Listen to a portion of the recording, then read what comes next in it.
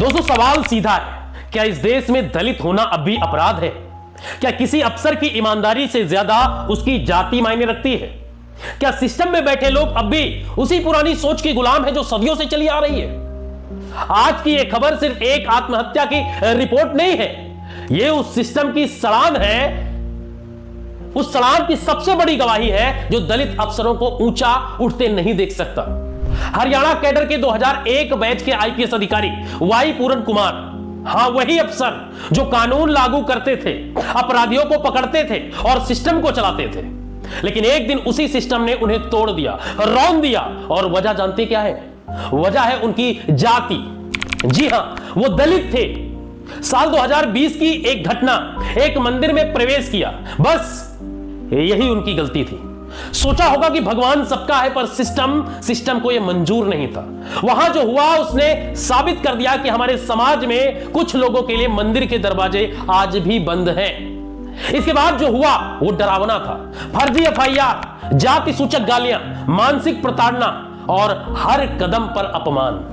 IPS पूरन कुमार ने चुपचाप सब सहा। उम्मीद थी कि एक दिन न्याय मिलेगा, लेकिन सिस्टम तो खुद अपराधी बन चुका था। और फिर अक्टूबर 2025 अपने साउंड प्रूफ बेसमेंट में उन्होंने खुद को खत्म कर लिया।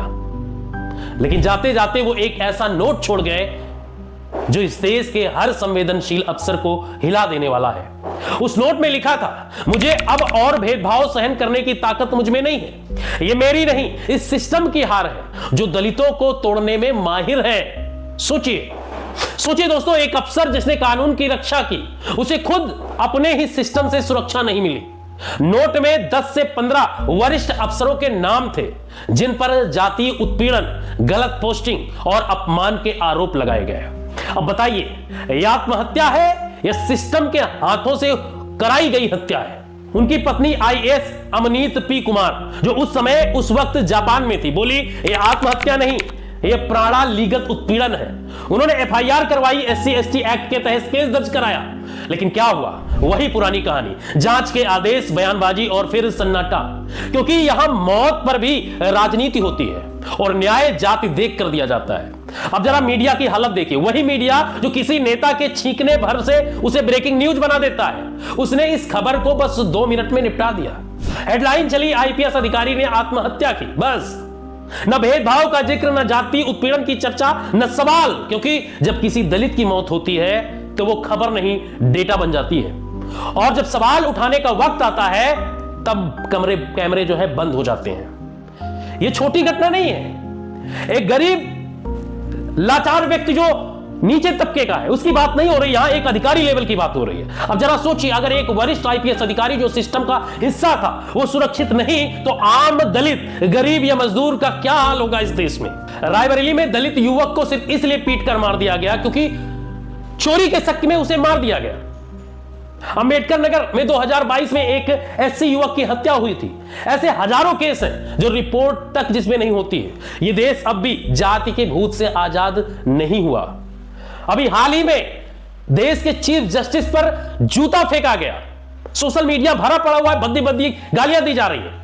सोचिए, अगर उस कुर्सी पर कोई ऊंची जाति का या बड़े ओहदे का या बड़े बिरादरी का कोई बैठा होता तो क्या जिस तरीके से आज खुले सोशल मीडिया पर उन्हें मारने की, थूकने की, चटाने की, पीटने की बातें हो रही हैं, वो होती क्या?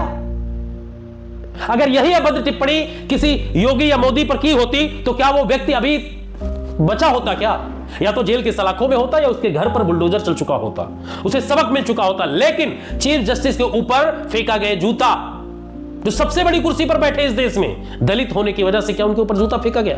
हम कहते हैं नया भारत बन रहा है, पर सच ये है बाहर से देश चमक रहा है, अंदर से सड़ रहा है।